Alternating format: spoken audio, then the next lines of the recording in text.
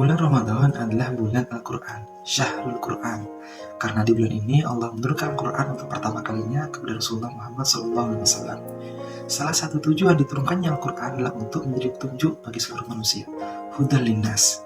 Nah, apa yang dimaksud dengan hudan linnas? Maksudnya Al-Quran diturunkan oleh Allah sebagai petunjuk atau panduan hidup atau pedoman hidup bagi manusia di dunia ini.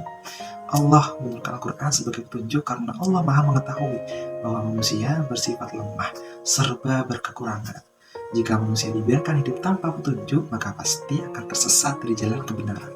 Karena keterbatasannya, manusia tidak akan mengetahui apa yang terbaik bagi dirinya dan masyarakatnya kecuali setelah mendapatkan penjelasan dari Allah.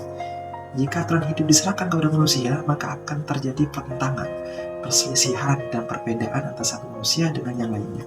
Sehingga aturan yang dibuat manusia itu tidak akan bisa menyeluruh untuk manusia lain di lingkungan dan kondisi yang berbeda.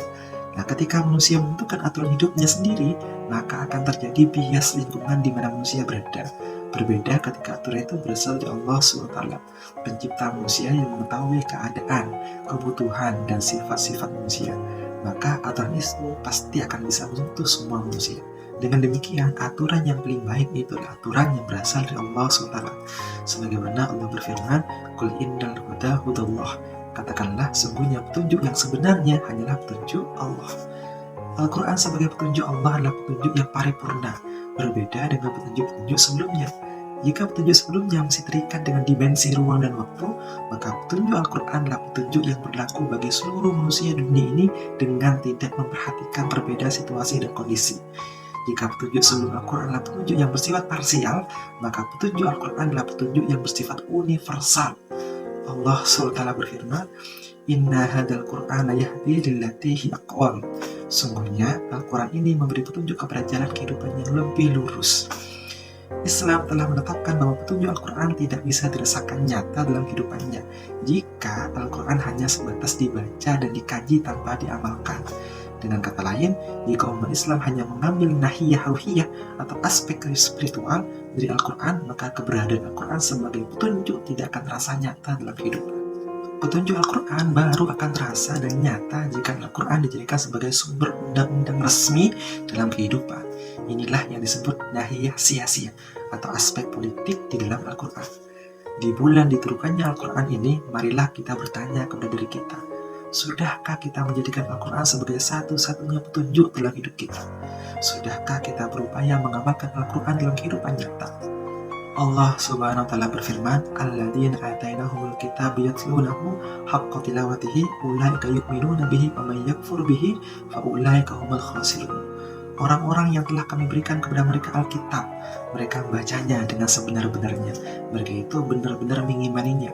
Siapa yang mengingkarinya, maka mereka adalah orang-orang yang merugi. Ayat ini menjelaskan bahwa yang benar-benar mengimani Al-Quran adalah orang yang membaca Al-Quran dengan sebenar-benarnya, yakni tidak sekedar membaca, tapi diteruskan dengan mengamalkannya. Ibnu Mas'ud berkata tentang ayat ini, demi zat yang diriku dalam genggamannya, sungguhnya makna membaca Al-Quran dengan sebenar-benarnya adalah menghalalkan yang kehalalannya, mengharamkan yang keharamannya. Membacanya sebagai Al-Quran itu diturunkan tidak merubah kata-kata dalam Quran dari tempat-tempatnya dan tidak mentakbilkan Al-Quran dengan penakbilan yang menyimpang. Jadi, kalau memang Allah sampaikan itulah perkara yang halal, maka itulah halal.